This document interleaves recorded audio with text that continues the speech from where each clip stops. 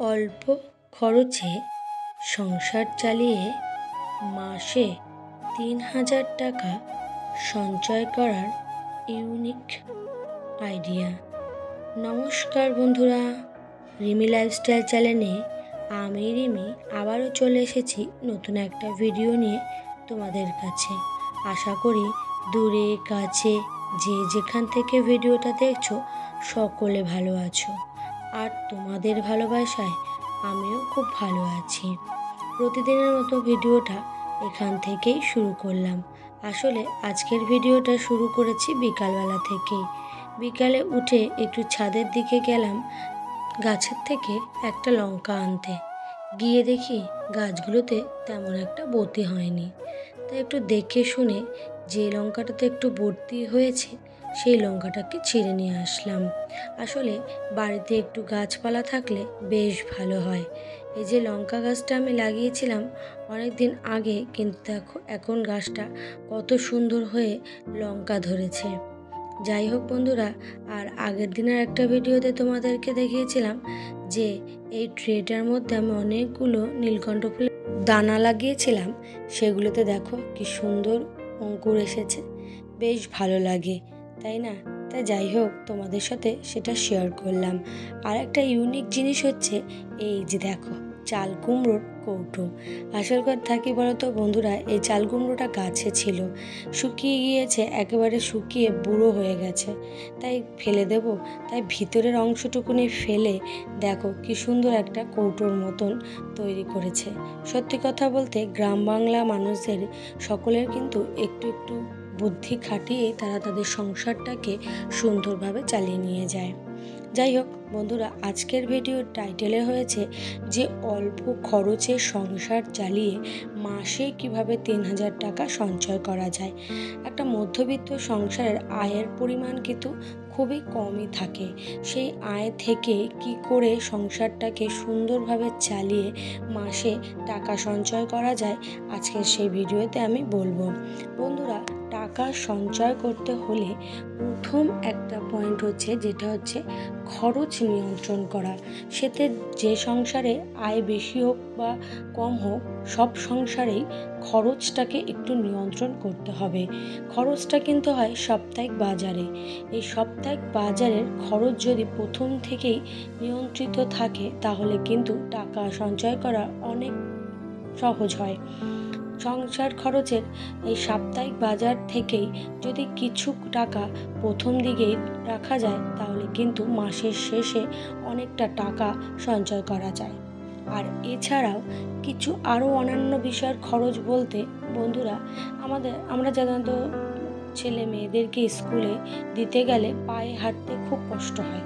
আমরা কি করি, একটুখানি রাস্তা থাকলেও ভ্যানে, অটোতে, রিক্সায় চড়ে চলে যাই। কিন্তু আমরা যদি একটু হাতে সময় নিয়ে যদি হেঁটে পৌঁছাই তাহলে কিন্তু প্রতিদিনের ওই যে খরচটা ওটাও কিন্তু বেঁচে যায়। প্রতিদিন যদি গাড়ি ভাড়া 10 টাকা করেও ধরি তাহলে কিন্তু সেখানে প্রতিদিন এভাবে যদি আমরা একটু সময় নিয়ে হেঁটে যাতায়াত করি তাহলে কিন্তু ওই 10টা টাকাও সঞ্চয় করা যায়। এই বুদ্ধিগুলো কিন্তু নিজেদের থেকেই বার করতে হবে। তোমরা যদি এইভাবে এই খরচ থেকেও, অন্যান্য খরচের মধ্যে থেকেও যদি 300 টাকাও বের করে আনতে পারো মাসের শেষে, তাহলে কিন্তু ৩,০০০ টাকা সঞ্চয় করা তেমন একটা কষ্টকর হবে না, তাই না? আর আরেকটা কথা কি বলতো বন্ধুরা, অলসতা কমাতে হবে, নিজেকে একটু পরিশ্রমী করে তুলতে হবে। এই কথার অর্থ হচ্ছে অপ্রয়োজনীয় খরচ বা চাহিদা সেগুলোকে একেবারেই বাদ দিতে হবে। কারণ যেমন আমরা সাধারণতভাবে ছেলেমেয়েরা যদি স্কুলে যায়, আমরা কি করি, ঘরে টিফিন তৈরি না করে দিয়ে তাদের হাতে টাকা দিয়ে দিই যে এটা দিয়ে তোরা খেয়ে নিবি, কিন্তু এটা একদমই করা উচিত না। টাকা দিয়ে দিলে ছেলেমেয়েরা বাইরে থেকে খাবার তো খেলো, কিন্তু সেটা শরীরের পক্ষে একদমই ভালো হবে না। সেটা শরীরের পক্ষে যেমন ক্ষতিকারক, তেমন তোমাদের টাকাও খরচ প্রচুর পরিমাণে হয়ে থাকে। 5 টাকার এক প্যাকেট বিস্কুট দিলে বাচ্চাটার কিন্তু পেট ভরবে না। এইভাবে প্রতিদিন তুমি 10 টাকা করে বাচ্চাটাকে না দিয়ে সেই 10 টাকার বদলে তুমি কোনো জিনিস বাড়িতে রেখে তাকে যদি ঘরে তৈরি খাবার দাও, তাহলে তার স্বাস্থ্যও ভালো থাকবে, সে সুস্থও থাকবে, আর তোমার খরচটাও একটু কম হবে। এই টিফিনের খরচ থেকেও কিন্তু অনেকটা টাকা খরচ হয়ে যায়। তাই এটা যদি তুমি নিজের বাড়ি থেকেই তৈরি করতে পারো, তাহলে এখান থেকেও তুমি মাস গেলে প্রায় 300-400 টাকা সঞ্চয় করতে পারবে। কারণ এই খরচগুলো কিন্তু প্রতিদিন হয়েই থাকে। আর তুমি যদি একটু পরিশ্রমী, একটু অলসতা কাটিয়ে যদি এই কাজগুলো করতে পারো, তাহলে তুমি মাসের শেষে এখান থেকেও প্রায় 400-500 টাকা সঞ্চয় করে রাখতে পারবে। এইভাবে প্রতিটা ক্ষেত্রে থেকে যদি তুমি 300-400 টাকা করে সঞ্চয় করতে পারো, তাহলে দেখবা একটা সময় সেটা 2000 টাকায় পরিণত হয়ে যাবে। আর একটা খরচ বলতে হচ্ছে জিনিস কেনাকাটার সময় একটু দেখে কেনাকাটা দরকার। কেমন কোনো জিনিস কিনেছো সেটা তো দর করাই উচিত, এবং তার সাথে একটু অফার বা কুপন দেখে একটু কেনাকাটা করা দরকার। তাহলে তোমার কি হবে, এই কেনাকাটার টাকা থেকেও তুমি কিছু পরিমাণ টাকা অনেকটা সঞ্চয় করে রাখতে পারবে। তুমি এই কেনাকাটা যদি একটু বুঝে শুনে করো, তাহলে দেখবে তুমি এখান থেকেও 300-400 টাকা সঞ্চয় করে ফেলছো। এইভাবে যদি তুমি প্রতিটা খাতের থেকে অল্প অল্প করে টাকা সঞ্চয় করো, তাহলে দেখবে মাসের শেষেও তুমিও 3000 টাকা অনায়াসে জমিয়ে ফেলেছো। কিন্তু একটা দিক মাথায় রাখতে হবে যে ডিসকাউন্টের লোভে পড়ে কিনতে শুরু করবে না। চারিদিক হিসেব করে তবেই কেনাকাটা করা উচিত। আর 4 নম্বর পয়েন্ট হিসাবে আমি বলবো লোন বা ক্রেডিট কার্ডের উপর নির্ভরতা কমাতে। কারণ যদি তুমি ঋণে লোনে জর্জরিত থাকো, তাহলে ভবিষ্যতে কিন্তু কোনোদিনই টাকা সঞ্চয় করতে পারবে না। তাই যত ধার কমাবে ততই তোমার সেভিংস হবে।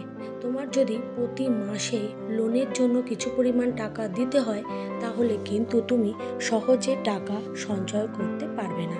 তাই তোমাকে মাসের শুরুতেই হিসেব রাখতে হবে যে আমি কোনো রকম ধার বা লোন নেব না, সুন্দরভাবে আমার সংসারটাকে সুন্দরভাবে চালিয়ে নিয়ে যাব। আর প্রতিটা কাজের থেকে অল্প অল্প করে টাকা সঞ্চয় করব, তাহলে আমি মাসের শেষে 3000 টাকা সঞ্চয় করতে পারবো। একটা সংসার কিন্তু সুন্দরভাবে গড়ে উঠতে পারে যদি তোমার একটু বুদ্ধি থাকে। আর তুমি প্রতি ক্ষেত্রে যদি এই বুদ্ধিগুলোকে অ্যাপ্লাই করতে পারো, তাহলে কিন্তু তুমি অনায়াসে টাকা সঞ্চয় করতে পারবে। এই টাকা সঞ্চয় করা কিন্তু একটু বুদ্ধিরই কাজ, আর এই বুদ্ধিগুলো তোমার মাথা থেকেই বের করতে হবে। আর তোমরা সকলে যদি এই টিপসগুলো ফলো করো, তাহলে তোমরাও কিন্তু অনেক সহজেই টাকা সঞ্চয় করতে পারবে। আর যাই হোক, কথা বলতে বলতে প্রায় ভিডিওর অনেকটাই এসে গেলাম।